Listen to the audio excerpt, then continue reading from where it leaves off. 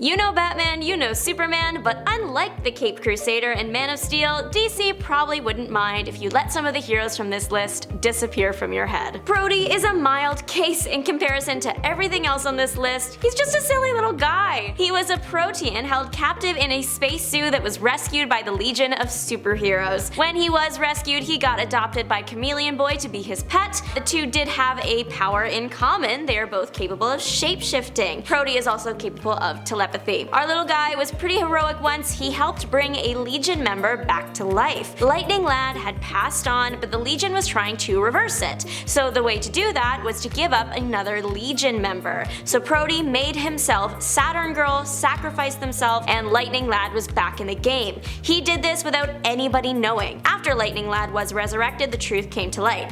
But it turns out Proty actually just had his soul transferred to Lightning Lad's body, so the original Lad technically never came back. Proty Lad did. The character design is a little bit weird, so that's probably why he hasn't received all that much spotlight or even really kicked off in general. He kind of looks like a ball of Play-Doh, but that does make a lot of sense for his powers. Arm Fall Off Boy is goofy and gross. I personally don't really like learning about the human body and seeing it, so I can't look at pictures of this guy for too long. He can take his arms off and hit you with them. My question is, why did the arms need to come off? I would rather you just hit me the old-fashioned way.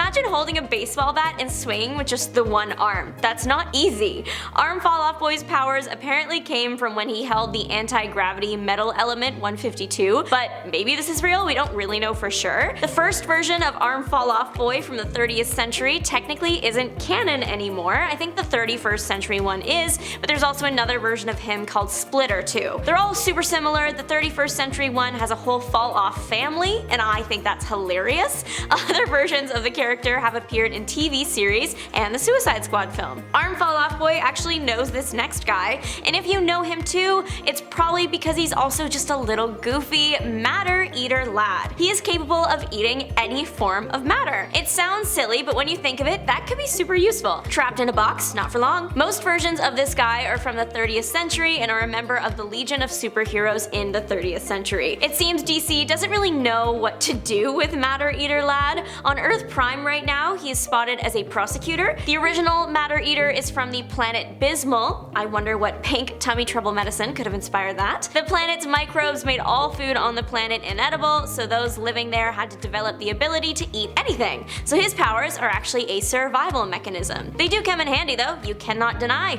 Apparently a blast from a ray gun tastes good. This guy gets to eat all the forbidden things that everybody secretly wants to eat without consequence, like gemstones and lava. Let me know which forbidden food you would eat if you were Matter Eater Lad for a day. I would eat the Pink Panther gem. Anyway, the character of Red Bee is a little silly as well. He's literally a guy that fights with trained bees. He is an assistant district attorney in Superior City by day, and Red Bee, the bee trainer crime fighter by night. He does have a favorite bee that lives in his belt buckle that he uses for special uses only because it can sting multiple times. That bee's name is Michael. Do you think his favorite movie is the Bee Movie? I hope so. I hope the Bee Movie exists in the DC universe. Someone please figure that out and drop a comment below. The character didn't really pick up steam when he was introduced in the early 1940s, so he was kind of forgotten. He did come back a few times as himself and as a ghost. He came back as a ghost. Do you think all the bees also came back as a ghost? Sorry, this guy is so funny.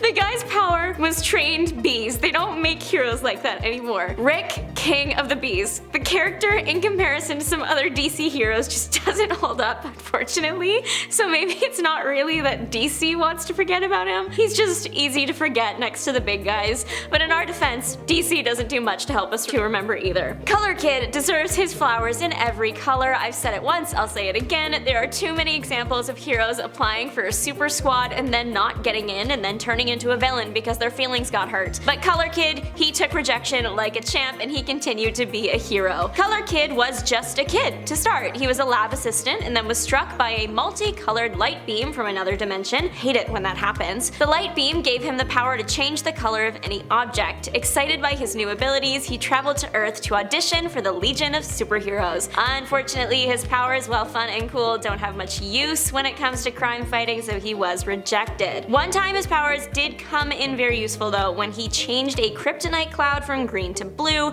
changing its chemical nature in the process, which meant it wasn't harmful to Superman anymore. He later developed the ability to camouflage himself and even create a sort of fog around people by changing the color of the air around them. My guy, he deserves credit, and he is somehow still being pushed to the background. He was a member of the Legion of Substitute Heroes for a while, which is made up of a bunch of people rejected from the other Legion. His last comic appearance was in 1994, and he was featured on the animated TV show Legion of Superheroes, which ended in 2008. Love Color Kid. Give him a feature of his own. The character Madame Fatale, where to begin, or Madame Fatal, whichever you choose. Character was never super popular for what they were. I guess they were more popular because people remembered them for how odd they were. Madame Fatale is really Richard Stanton. Richard is a vigilante fighting for good, kind of like Batman, but instead of the bat suit, he dresses like an old woman. There was a reason though. He was an actor. Specifically, in the words of the comic itself, he was a famous female impersonator, and his last costume was the old lady outfit. I don't know why.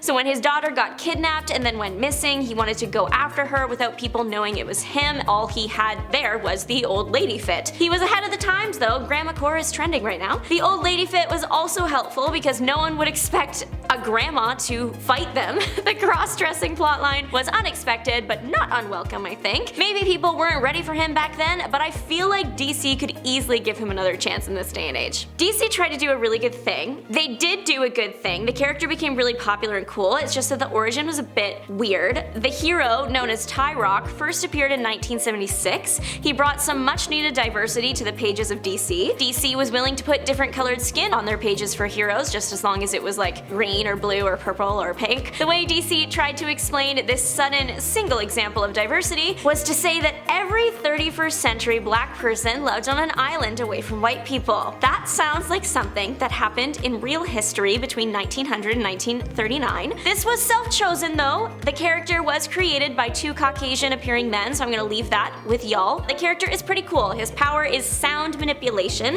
and he can scream really, really loud. He is part of the Legion of Superheroes and has been reimagined a few times, even making it onto the screen. So Tyroc is still loved, it's just the origin that DC might want you to forget. It is a little interesting. Vibe is another guy that DC created with the intention of diversity that started a bit off, but eventually they reimagined to make them a bit better. This time we are looking at how many Hispanic/Latin American stereotypes you can fit into one guy. The character of Vibe, his powers are vibrating hands, and that was the thing. That was it for a while. Eventually the vibrations grew so powerful he could send out shock waves that could break concrete and steel. Vibe started out as a gang member in Detroit that left to join the new Justice League. He did join the team, after all. George Perez, a famous and respected comic book artist who is also of Puerto Rican descent, was offended by the character. He saw the kind of random Spanish words thrown into the dialogue and the gang backstory as offensive stereotypes. The artist rarely drew Vibe. One of the only times he did, it was just his legs as a cameo, on purpose, just his legs. This Vibe is Paco Ramon, so DC tried a bit of a do-over with the character, kept the super name and powers, but now the new Vibe is Francisco Ramon. He still has the powerful vibrations in his hands and he can use them to break concrete and steel, but he can now also travel through dimensions and can feel the energy of the dimensions, so kind of a happy ending here. Tom is sidekick to Hal Jordan, the Green Lantern. He did get superpowers too at one point, specifically the power to bring out the best in people, and that is just so cute. You might know Jordan by a different name though. He is also known as Pie Face. He got his name from a racially insensitive origin that DC has now tried to retcon into something not that. Even the thing they retconned it into isn't great. The new reason for the name is because the character likes to eat the ice cream bar Eskimo pies. Eskimo is also a word no longer used to describe Inuit people. This is still somehow the lesser of two evils though. The original origin for Tom's nickname is because the character's face looks similar to the bottom of a pie, because the face is flat and round like a pie. Even if you didn't have that particular face shape, anybody who had features similar to Asian features would be grouped into this term. It's so bad. I cringe so hard looking this up. Also, Tom is Inuit. He's a brilliant engineer, and he did ask his friend to stop calling him Pieface. At the end of part 2 of the Marvel version of this video, I mentioned Whitewash Jones. I was convinced that he was going to be the worst out there, and yet now we are at the end of this video, and somehow, some way, Brown Bomber is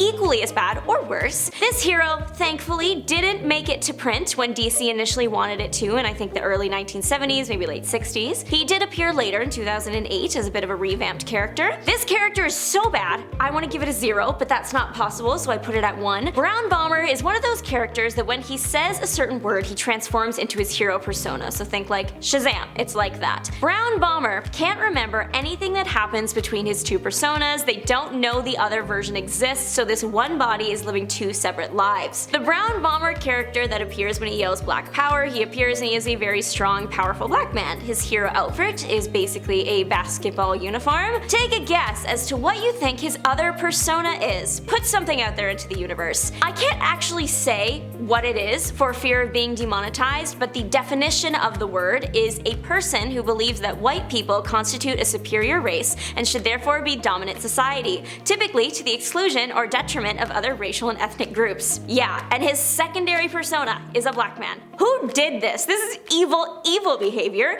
This guy was supposed to be the first black superhero for DC too. Tony Isabella literally had to create Black Lightning so that DC wouldn't release Brown Bomber at the time. Thanks so much for watching, everybody. Don't forget to like, subscribe, and make your mark on the comment section down below. This is Juliana signing off. Bye!